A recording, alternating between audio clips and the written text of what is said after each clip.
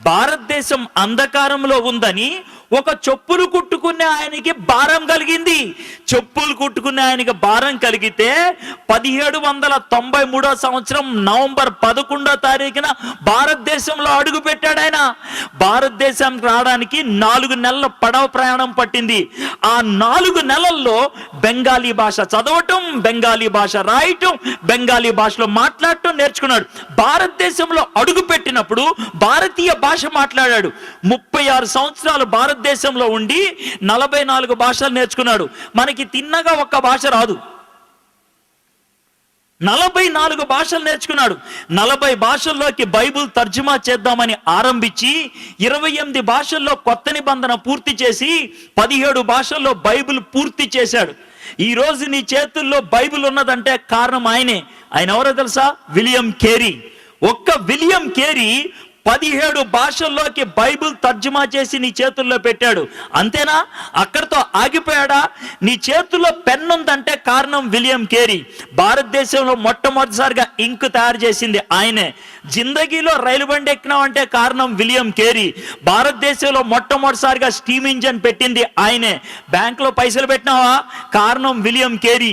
భారతదేశంలో మొట్టమొదటిసారిగా బ్యాంక్ పెట్టింది ఆయనే. పొద్దున్నే లేచి ఈనాడు, జై తెలంగాణ న్యూస్ పేపర్ చదివిన థ్యాంక్స్ చెప్పాలి విలియం కేరీకి. భారతదేశంలో తొలిసారిగా భారతీయ భాషలో న్యూస్ పేపర్ ముద్రించింది ఆయనే. ఆడపిల్లలు కాలేజీకి పోతున్నారా? థ్యాంక్స్ చెప్పాల్సింది విలియం కేరీకి. భారతదేశంలో ఆడవాళ్ళ కోసం మొదటిసారిగా కాలేజీ పెట్టింది ఆయనే. మీ తాతయ్య చచ్చిపోయిన తర్వాత కూడా అమ్మమ్మ బతికుందా? థ్యాంక్స్ చెప్పాలి విలియం కేరీకి. సతీ అనే దాన్ని అంతమొందిచ్చింది ఆయనే.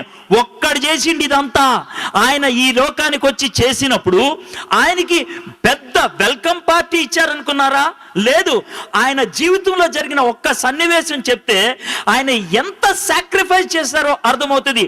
కలకత్తాలో ఆయనకు ఒక చిన్న ప్రింటింగ్ ప్రెస్ ఉండేది.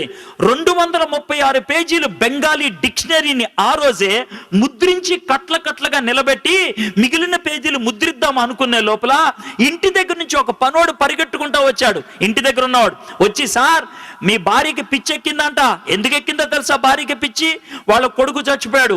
కొడుకు చచ్చిపోయినప్పుడు పాతి పెట్టడానికి ఎవరు రాకపోతే విలియం కేరీ ఒక్కడే శవాన్ని తీసుకెళ్లి పాతి పెట్టొచ్చాడు. ఆ యొక్క ఎమోషన్ లో భార్య పిచ్చెక్కి రాయితో తల కొట్టుకొని రక్తం కారుతుందంటే విలియం కేరీ భార్యను ఓదార్చుతామని వెళ్తూ ఉంటే వెనక నుంచి ఇంకోటి పరిగెట్టుకుంటూ వచ్చి, సార్ ఇప్పుడే మీ ప్రెస్ తగలడిపోయింది అని అన్నాడు.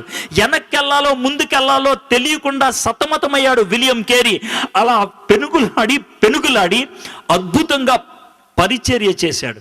ఆ విధంగా పెనుగులాడే వాళ్ళు ఉండి పరిచర్య చేశారు కాబట్టి ఈ దినాన్న కుర్చీల మీద కూర్చొని లైటుల కింద ఈ విధంగా వాక్యాన్ని వినడానికి అవకాశం దొరికింది. అది ఉచితంగా రాలా, ఎవడో ప్రాణం పెడితే వచ్చింది, ఎవరో సాహసిస్తే వచ్చింది. దేవుడు క్రిస్మస్ దినాన నేర్పించే పాఠం ఏంటి తెలుసా? నువ్వు నాకు చెందిన వ్యక్తివి అని చెప్తావా? నన్ను నువ్వు దేవుడు అని పిలుస్తావా? యేసే అంటున్న మాట ఇది. మీలో నన్ను ఎవరైనా గురువు అని పిలవదలుచుకుంటే, నా శిష్యులు అవ్వాలి అనుకుంటే గుర్తుపెట్టుకోండి, ఒక్కటే ఒక్క కండిషన్. మిమ్మల్ని మీరు కాదనుకోవాలా, మీ సిలువెత్తి నన్ను వెంబడించాలా. సిలువెత్తి వెంబడించడం అంటే గోల్డెన్ క్రాస్ మెళ్ళ వేసుకొని రావటం కాదు. సస్తే పాతి పెట్టడానికి రెడీ అయ్యే సమాధి పెట్టిని తీసుకొని రావడం, చావటానికి తెగించటం. హలో, క్రైస్తవుడు అని పిలిపించుకోవాలనుకున్నట్లయితే ఆ దమ్ముండాలా, చావటానికి తెగించగలిగి ఉండాలి.